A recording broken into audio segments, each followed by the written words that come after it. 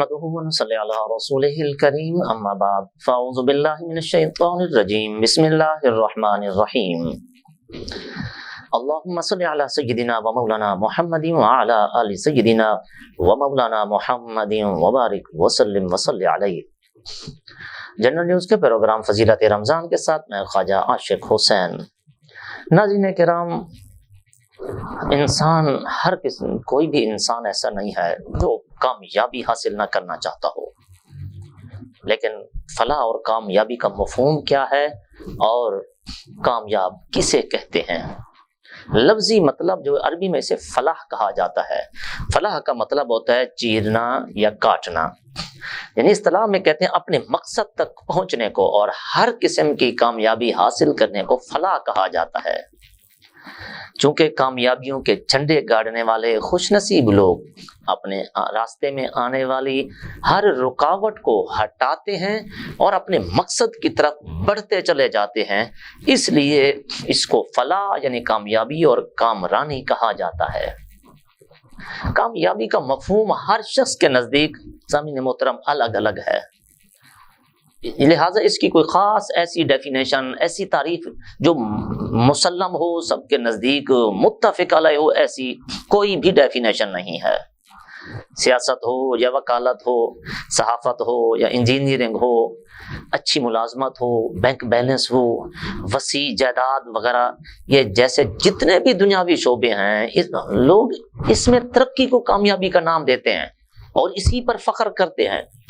اور کوئی دینی اعتبار سے دیکھا جائے تو وہ کہتا ہے جی نہیں جی، اصل کامیابی تو در حقیقت کامیاب کہلانے کا مستحق ہی وہی ہے جو دین کے معیار، جو قائم کردہ معیار ہے، اس کے مطابق جو شخص اس پر پورا اترے گا وہی حقیقی کامیاب ہوگا، یعنی جو اللہ رب العالمین جل جلالہ کے مقرر کردہ معیار پر پورا اترے۔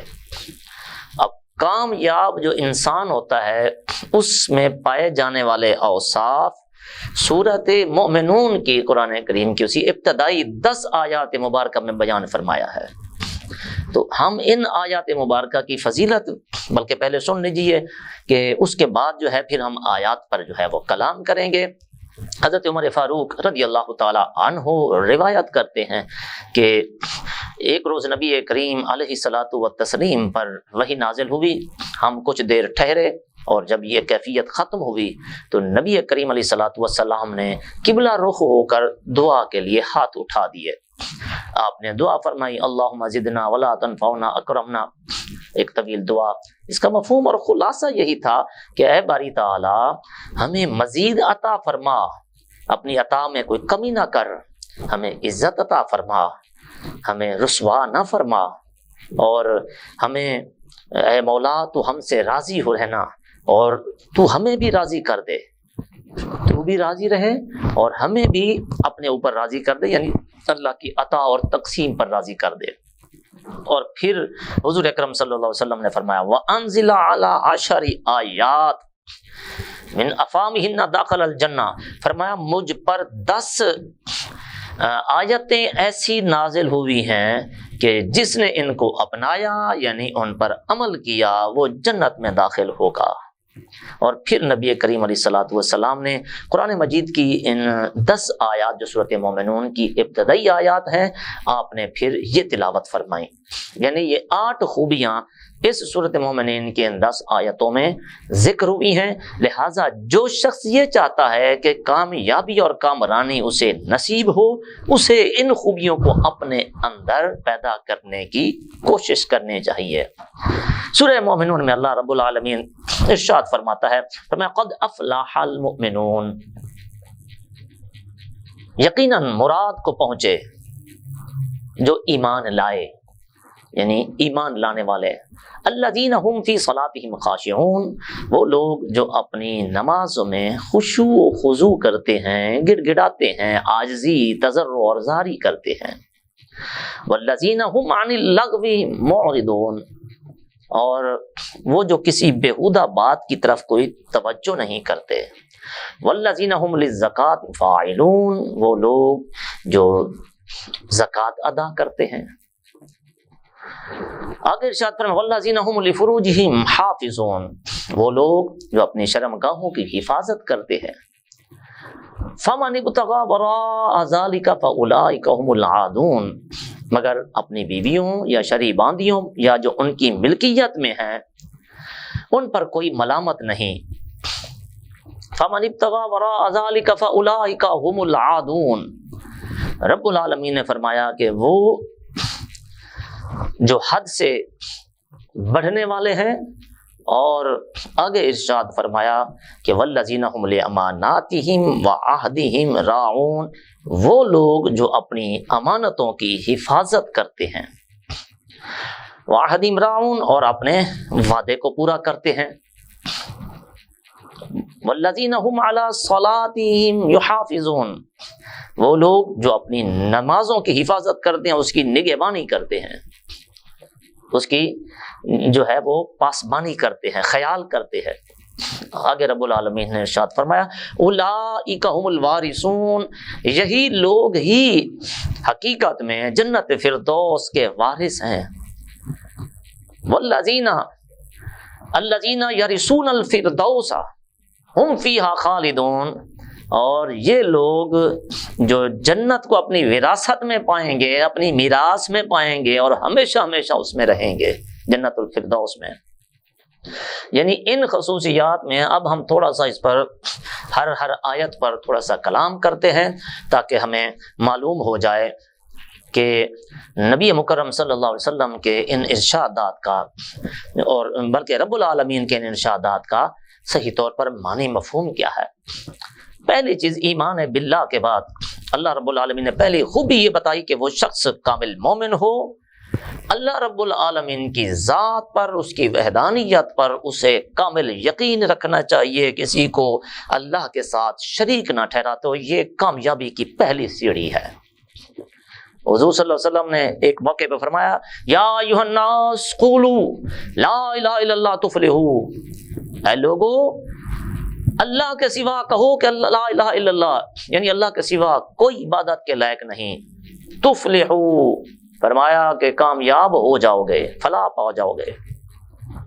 اور دوسری آیت مبارکہ میں جو فرمایا گیا وہ خشوع و خضوع کا تذکرہ کیا گیا، یعنی حضور قلبی کے ساتھ اللہ کی عبادت کی جائے۔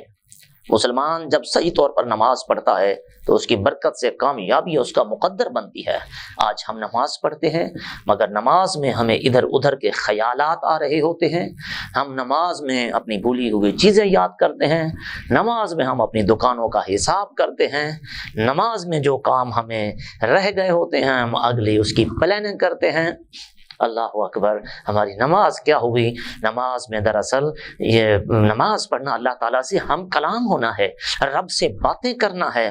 وہ حضرت مولا علی کرم اللہ وجہ الکریم کا قول مبارک یاد کیجئے کہ جب آپ فرماتے ہیں کہ جب میرا دل کرتا ہے کہ میں اللہ سے باتیں کروں تو میں نماز پڑھتا ہوں، اور جب میرا جی چاہے کہ میرا رب مجھ سے کلام کرے، مجھ سے باتیں کرے، تو میں اس کا قرآن پڑھتا ہوں، کیونکہ اللہ نے اس میں بندے سے باتیں کی ہیں، اور نماز میں ہم رب سے باتیں کرتے ہوتے ہیں۔ آقا علیہ السلام نے فرمایا کہ جس نے نمازوں کی پابندی کی، ان کا خضوع کا خیال رکھا، رکوع سجود صحیح اور کامل طور پر ادا کیے، فرمایا اللہ کے ذمہ کرم پر لازم ہے کہ اس شخص کو بخش دے، فرمایا داخل الجنہ، وہ شخص جنت میں داخل ہو جائے گا، حرم النار، اس پر دوزخ کی آگ حرام ہو جائے گی۔ صرف تھوڑی سی نماز اگر بندہ خشوع و خضوع سے پڑھ لے، کس قدر عنایت ہے اللہ تعالیٰ کی۔ اور اسی طرح کامیاب شخص بننے کے لیے یہ بھی ضروری ہے کہ انسان ناجائز اور حرام اور بیہودہ باتوں سے بچے، اپنی سیرت اور کردار کو صاف ستھرا اور پاکیزہ رکھے۔ اللہ تعالیٰ فرماتا ہے قد افلح من تزکا، یقیناً جس نے اپنے آپ کو ستھرا کر لیا وہ کامیاب ہو گیا۔ یہ روزہ دراصل انسان کو یہی باطنی پاکیزگی عطا فرماتا ہے۔ روزے کا جو بنیادی مقصد بیان کیا گیا لعلکم تتقون، تاکہ تمہیں تقوی حاصل ہو، تم پرہیزگار بن جاؤ۔ پرہیزگار آدمی تب ہوگا جب صاف ستھرا پاکیزہ اجلا ہوگا، بندے کی عادات اور اطوار، اس کے اقوال، اس کے افعال، اس کی چال ڈھال، یہ اس کا طور طریقہ، اس کا طرز معاشرت، اس کے اسباب معیشت یہ سارے درست ہوں گے اور اپنے خالق مالک اور فضل و کرم کا شکر گزار ہوگا، اس کی نعمتوں کا اعتراف کرے گا، تو تب اللہ کی رحمتوں کا نزول پڑے گا۔ تو انبیاء، ہمارے اولیاء اور بزرگان دین، اکابرین، صحابہ کرام، وہ دعائیں مانگتے تھے۔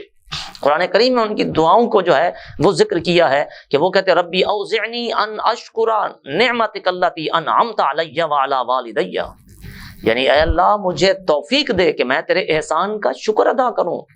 اور جب بھی کوئی بندہ، یاد رکھیے، اللہ کا شکر ادا کرتا ہے تو اللہ کی خاص نعمتوں کا اس پر نزول ہوتا ہے۔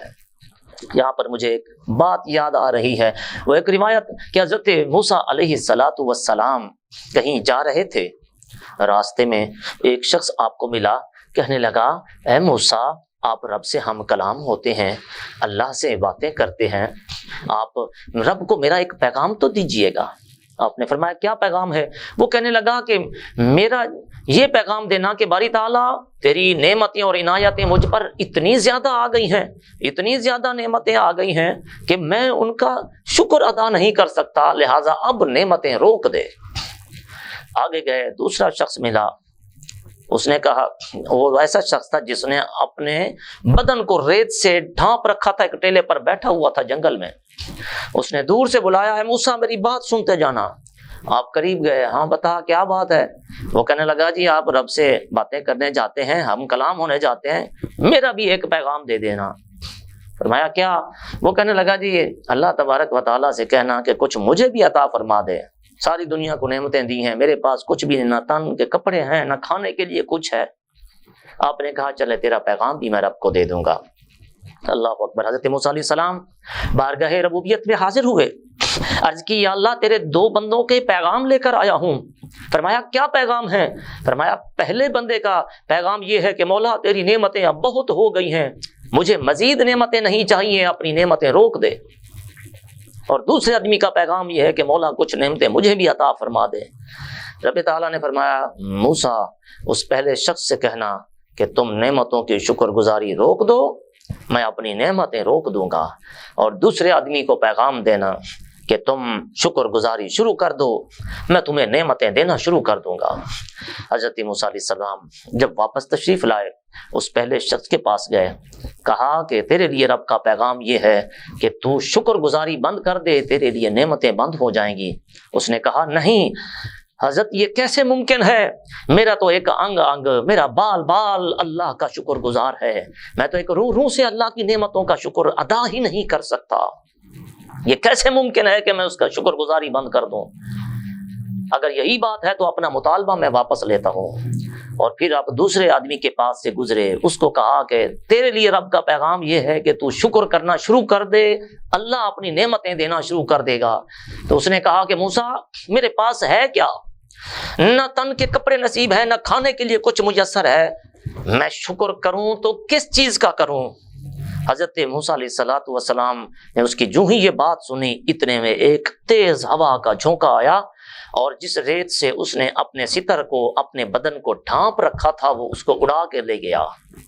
اب وہ بالکل ننگا ہو گیا۔ حضرت موسیٰ علیہ السلام نے اس سے کہا کہ دیکھ تیری ناشکری کی بدولت جو اللہ کی نعمت میسر تھی وہ بھی چھن گئی ہے۔ تو میرے دوستو، دراصل ہمیں خوش رہنے کا یہ فلسفہ ہمیں اس بات سے ملتا ہے کہ جو کچھ آپ کے پاس نعمتیں میسر ہیں اس پر اللہ کا شکر ادا کیجیے، اور اس پر قناعت کیجیے، اللہ کی عطا پر راضی رہیں۔ انسان کی کامیابی اللہ کی رضا پر راضی ہونے میں ہے۔ تو بہرحال ناظرین کرام، میں آیت کی ہمارا پروگرام کا جو وقت ہے وہ بہت شارٹ ہوتا ہے، اس لیے میں اختصار کے ساتھ اس کو سمیٹنا چاہوں گا۔ مومن کی ایک صفت یہ ہے کہ وہ زکوٰۃ کی ادائیگی کرتے ہیں۔ زکوٰۃ جس مال کی ادا کر دی جائے، باقی مال سیکیور اور سیف ہو جاتا ہے۔ کامیاب لوگوں کی نشانی اللہ نے یہ بھی فرمائی ہے کہ وہ اپنی شرمگاہوں کی حفاظت کرتے ہیں، وہ بدکاری سے، بری نظر سے، بے حیائی کے کاموں سے، جو برائی کا راستہ ہے اس سے دور رہتے ہیں۔ اور ویسے ہی کسی انسان کی سیرت اور صحت بری طرح متاثر ہوتی ہے، معاشرے میں اسے عزت کی نگاہ سے نہیں دیکھا جاتا، وہ شخص ذلیل و خوار ہو جاتا ہے۔ اللہ تعالیٰ نے فرمایا وَلَا تَقْرَبُوا الزِّنَا، لوگوں بدکاری کے قریب نہ جانا، اِنَّهُ كَانَ فَاحِشَةً سَاءَ سَبِيلًا، یہ جو ہے بے حیائی کا اور برا راستہ ہے۔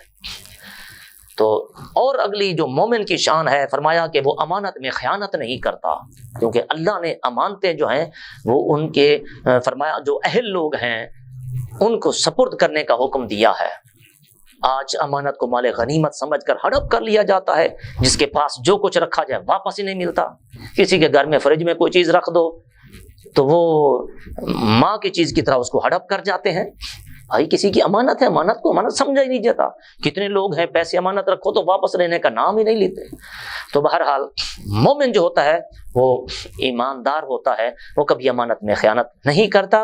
حضور نے امانت میں خیانت کرنے والے کو جو ہے وہ منافق قرار دیا ہے۔ اسی طرح مومن کی ایک شان یہ ہے کہ وہ وعدے کی پاسداری کرتا ہے، وعدہ خلافی نہیں کرتا۔